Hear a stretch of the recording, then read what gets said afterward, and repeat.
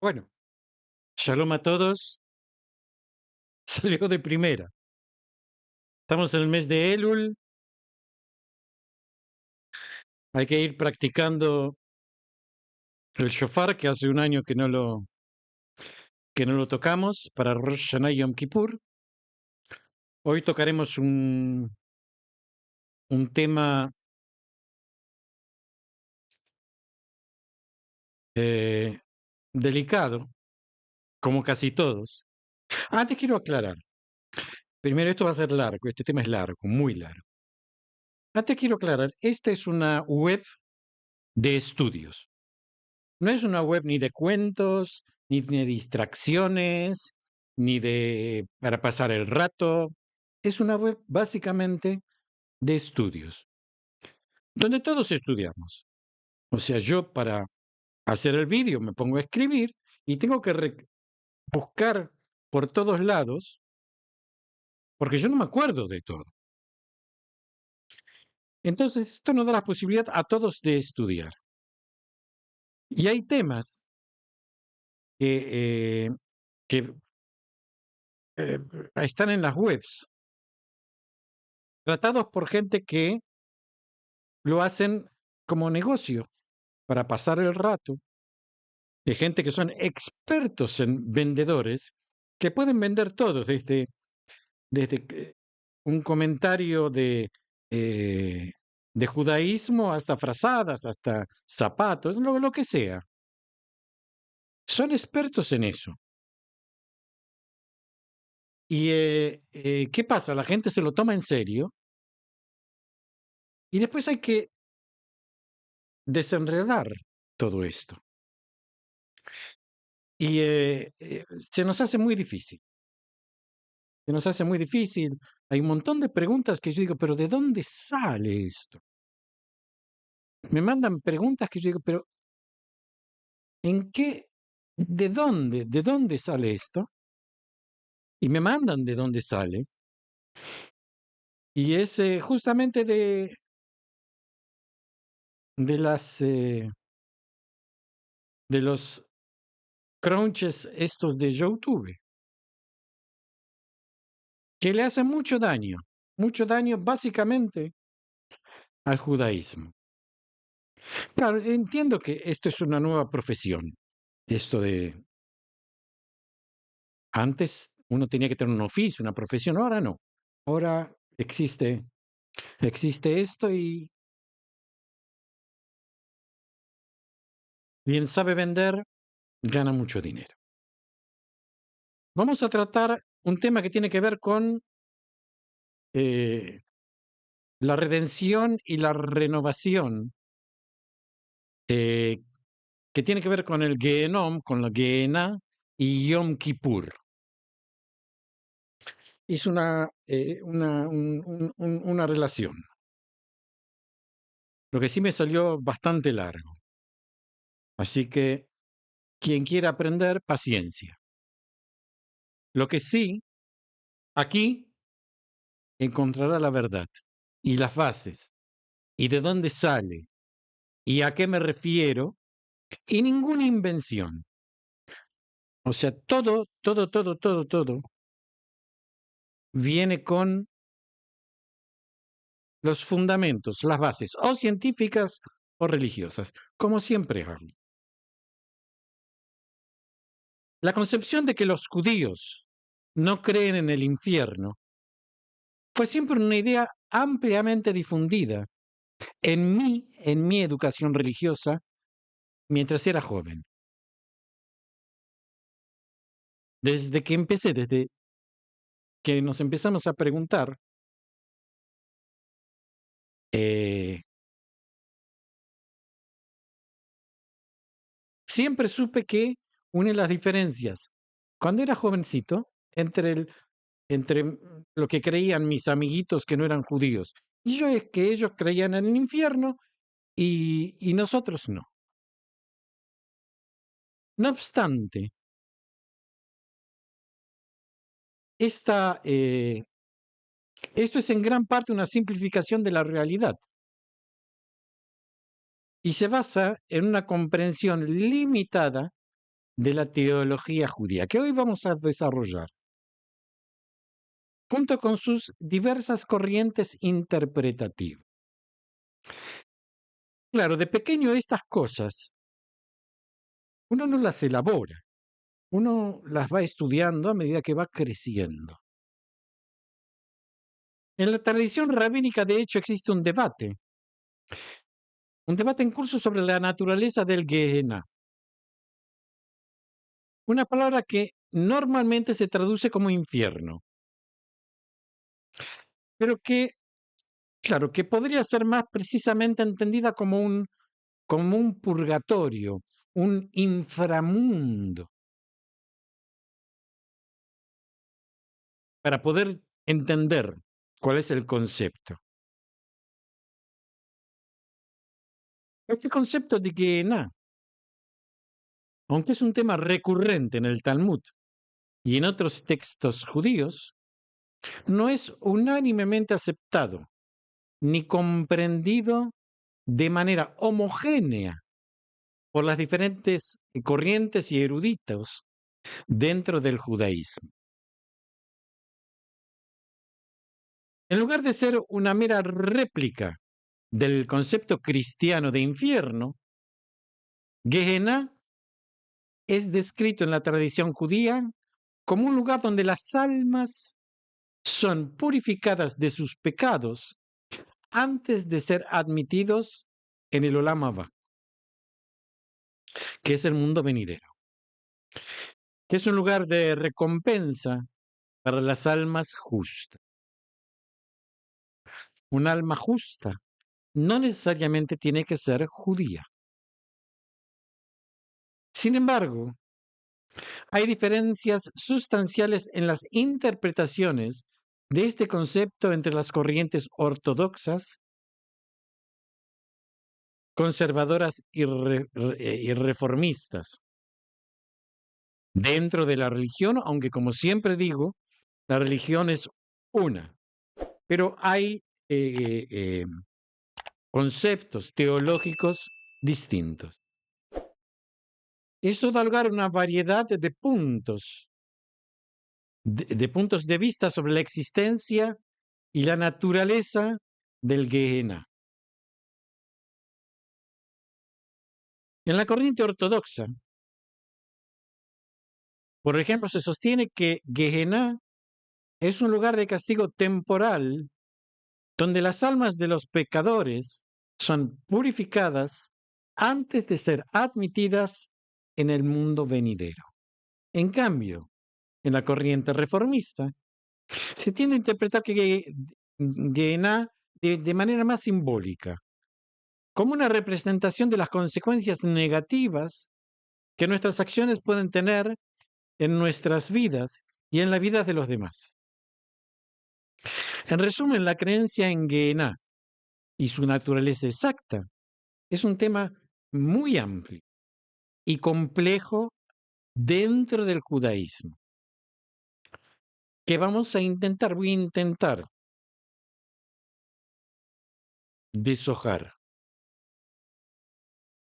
La comprensión de este concepto varía considerablemente según la corriente de pensamiento que se siga. Además, es importante recordar que, como en todas las religiones, la interpretación de los conceptos teológicos en el judaísmo es un proceso dinámico y en constante evolución. Gehenna, de acuerdo con la tradición, tiene 7 denominaciones, como lo señala el rabino Yoshua ben Levi: Sheol, Abadón, Ber Shahat, Bor Shahon, Tit Ayaven, Salmavet y Eretz Atatlit. Perdón, Atatit. Cada uno de estos nombres, a su vez, tiene un significado único y revela diferentes aspectos y dimensiones de Gehenna en la literatura rabínica. Vamos a desmenuzar, a seguir desmenuzando. Sheol se asocia a menudo con el lugar donde residen las almas de los fallecidos y se considera el lugar más comúnmente asociado con el Gehenna en la Biblia hebrea. Abadón, por su parte, significa destrucción y se utiliza para describir el abismo o el lugar más profundo del mundo subterráneo. Be'er Shahat, que se traduce como pozo de la corrupción, evoca la idea de un lugar donde las almas son purificadas de su maldad y corrupción.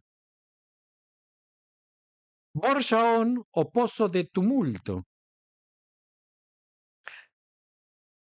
sugiere un lugar de agitación y desorden. Tit Ayaven, que significa lodo del pecado, implica un lugar de inmersión y purificación de las almas pecadoras.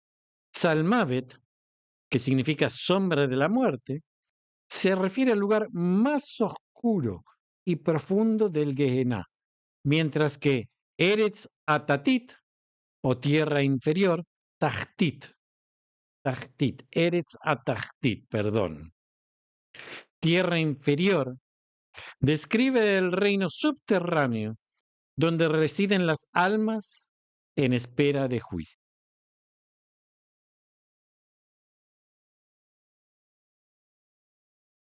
Cada uno de estos nombres ilustra distintas facetas de Gehenna en la literatura rabínica, que no solo es un lugar de castigo o purificación, sino que también es un lugar de reflexión, arrepentimiento y eventual redención. Las diversas interpretaciones y connotaciones de estos nombres demuestran la riqueza de la tradición judía en relación con el mundo venidero y la vida después de la muerte.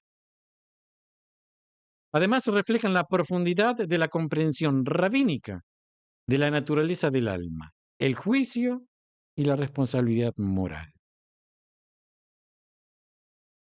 Sheol, que aparece en el libro de Jonás, se describe como un lugar desde el cual el profeta implora a Dios. Esta mención destaca que Sheol no es únicamente un sitio de castigo, sino también un espacio donde se puede tener contacto con la divinidad. Asimismo, Abadón se menciona en los Salmos como un lugar de destrucción. A pesar de su naturaleza destructiva, no necesariamente equivale a un lugar de castigo eterno. En el caso de Sheol, el relato de Jonás, ilustra la posibilidad de alcanzar la misericordia y el perdón de Dios, incluso desde las profundidades del inframundo. Jonás, quien desobedeció el mandato de Dios y terminó en el vientre de un gran pez, oró desde el Sheol y fue liberado. Esto muestra que aunque el Sheol es un lugar asociado con la muerte y el castigo, también puede ser un espacio de arrepentimiento y reconciliación con Dios. Es importante destacar que en la tradición judía el arrepentimiento sincero y la rectificación de las acciones erróneas son valores fundamentales que pueden conducir a la redención y el acercamiento a la divinidad. Por otro lado, Abadón mencionado en los Salmos como un lugar de destrucción no necesariamente representa un lugar de condenación eterna. Aunque en la literatura rabínica se lo describe como un abismo profundo y oscuro, También puede ser interpretado como un espacio de purificación y transformación.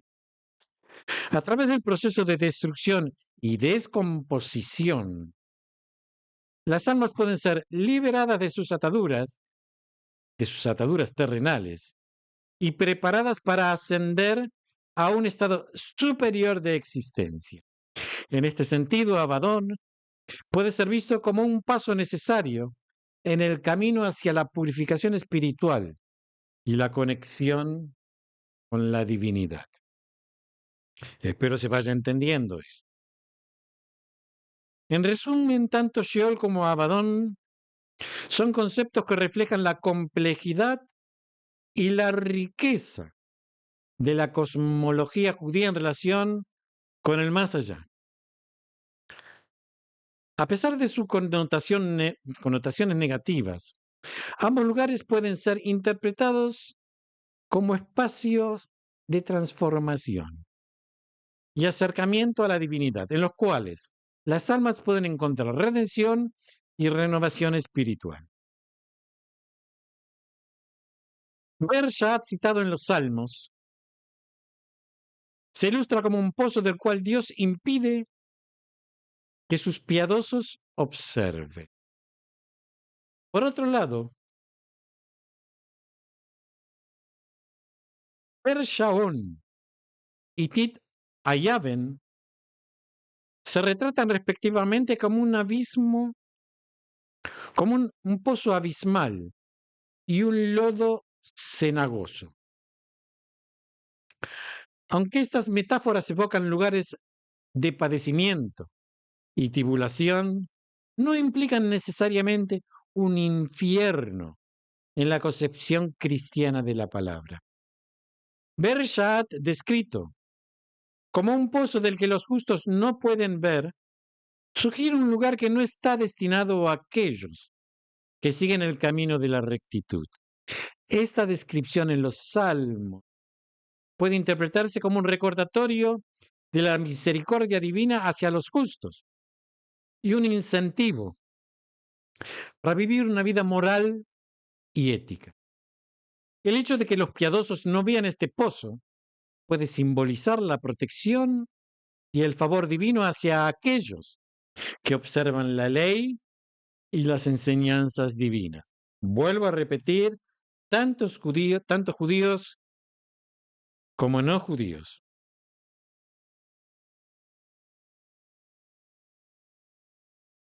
Borshaón retratado como un pozo horrendo y Tit Ayaven descrito como un lodo cenagoso representan lugares de agitación y confusión. Estas metáforas pueden ser entendidas como representaciones del estado del alma en momentos de desorientación espiritual, cuando se aleja del camino de la virtud y se sumerge en conducta que la desvían de su propósito divino. Sin embargo, en la tradición judía, estos lugares no son vistos como sitios de condena eterna, sino como espacios temporales donde las almas pueden reflexionar, arrepentirse y buscar el perdón divino. En lugar de infierno en el sentido cristiano del término, la tradición judía presenta estos lugares como espacios transitorios que las almas atraviesan en su viaje hacia la purificación y la redención. La noción de un infierno eterno no tiene un lugar central en la teología judía, que enfatiza la importancia del arrepentimiento, la rectificación y el retorno a la relación con Dios. En este contexto, Borshaón y Tita Yaven pueden interpretarse como etapas en el proceso de renovación espiritual, donde las almas experimentan el peso de sus acciones equivocadas y buscan la reconciliación con la divinidad. Salmavet aludido también en los Salmos, es presentado como un lugar de oscuridad y sombras mortales, evocando sensaciones de oscuridad y soledad. Por su parte, Eretz Atachtit es tradicionalmente conocido como un nombre que designa al inframundo, Eretz Atachtit. La referencia de Tzalmavet en los Salmos, como un espacio de tinieblas y sombras mortales, es sugestiva. eh, por una profunda oscuridad y desolación, que podría interpretarse como una metáfora del desamparo y la angustia espiritual que las almas experimentan cuando se alejan de la luz y la presencia de Dios. Este lugar representa la sensación de estar perdido y alejado de la divinidad, experimentando un estado de vacío y aislamiento que puede ser aterrador y opresivo. Sin embargo, es importante destacar que incluso en las sombras más profundas de Tzalmavet, la tradición judía enseña que la misericordia y el amor de Dios están siempre presentes y accesibles para aquellos que buscan sinceramente la redención y el retorno a la relación divina. Eretz Tachtit, reconocido tradicionalmente como un nombre para el inframundo. Es un concepto que abarca el reino subterráneo, como su traducción lo dice, eh, eh, el mundo, no el reino, el mundo subterráneo, donde residen las almas en espera de juicio y purificación.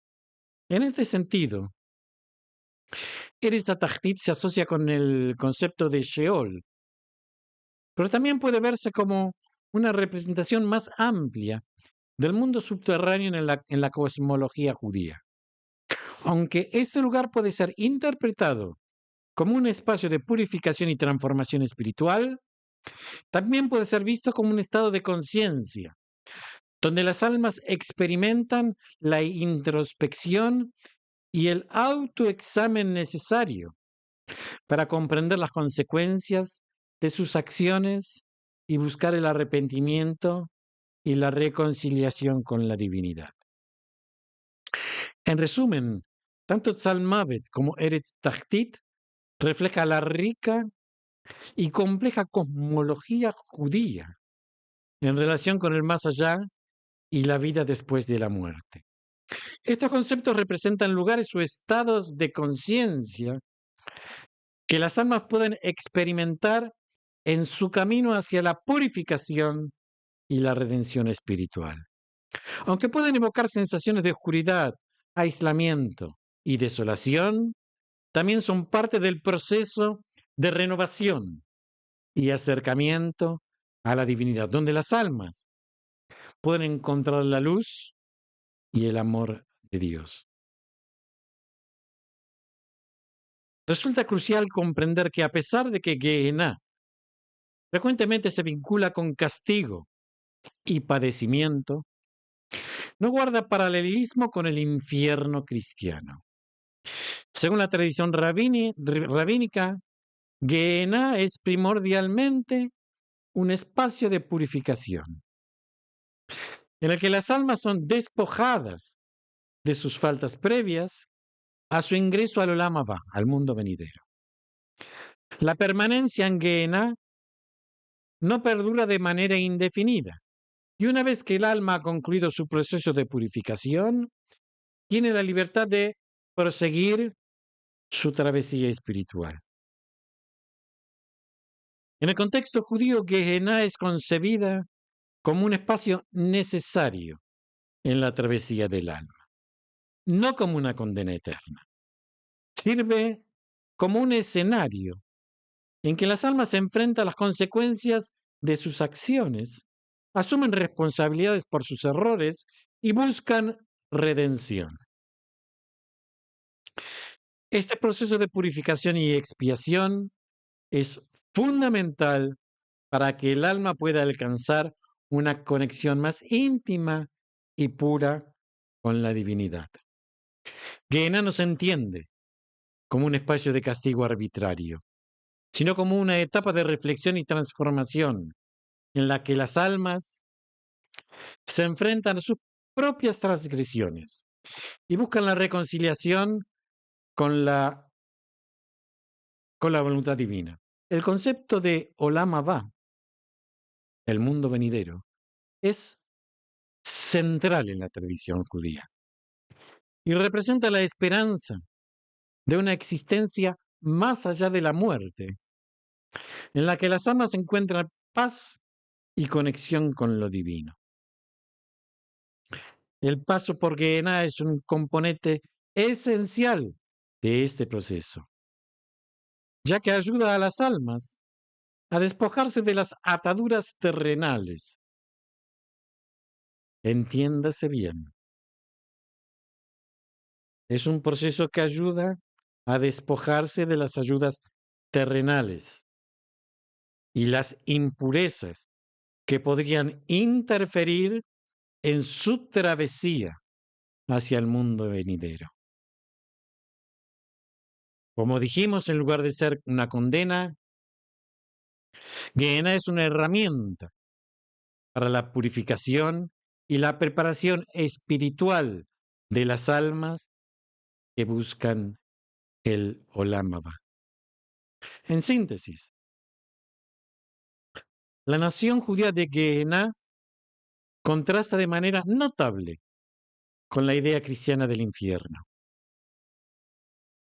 En lugar de presentar un sitio de condena perpetua, Gehenna se concibe como un ámbito de purificación, donde las almas se depuran de sus faltas previas para perseguir o para continuar su travesía hacia la existencia eterna. En esta línea de pensamiento, la tradición rabínica admite que la naturaleza humana es intrínsecamente imperfecta y sostiene que, mediante la purificación en Gehenna, los seres humanos pueden anhelar una relación con Dios más intensa y trascendental. Claro, muchos se pueden preguntar, ¿qué pasa si no se logra? Ese es otro.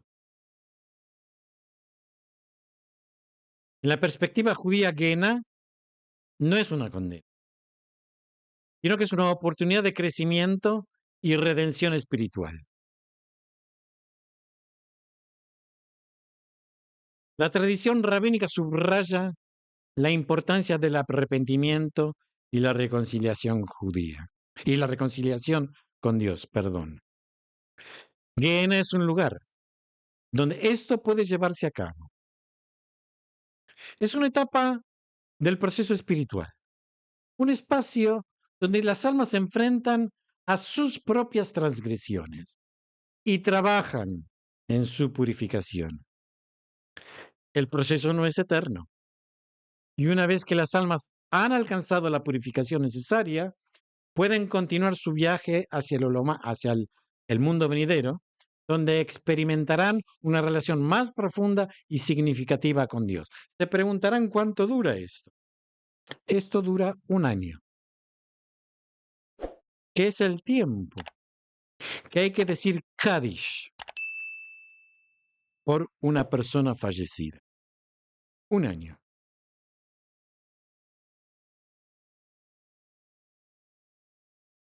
Se acerca el día del perdón, Yom Kippur. Al igual que en Yom Kippur es una oportunidad para la purificación y la renovación espiritual. En este día sagrado nos esforzamos por liberarnos de las cargas que hemos acumulado durante el año y buscamos el perdón y la absolución de Dios. A través de nuestras oraciones y nuestras acciones penitenciales, buscamos alcanzar un estado de pureza que nos permita acercarnos más a lo divino. La relación entre Gehenna y Yom Kippur nos recuerda que el proceso de purificación y redención es continuo. Al igual que el alma que pasa por Gehenna es finalmente purificada y liberada, nosotros también podemos encontrar la redención a través de nuestras acciones y decisiones conscientes. Yom Kippur nos invita a reflexionar sobre nuestras vidas, a reconocer nuestros errores y buscar la reconciliación con Dios y con nuestros semejantes. En este sentido, Yom Kippur y Gehenna representan dos aspectos de la misma realidad espiritual. Ambos nos recuerdan la importancia de la autorreflexión, la humildad y la búsqueda constante de la conexión con lo divino. Nos enseña que a pesar de nuestras transgresiones, siempre hay un camino hacia la redención y la purificación. Que esta comprensión nos inspire a vivir nuestras vidas con un sentido más profundo de propósito y significado, y acercarnos cada día más a la fuente de toda vida y bendición. Shalom a todos y nos seguimos viendo si Dios quiere.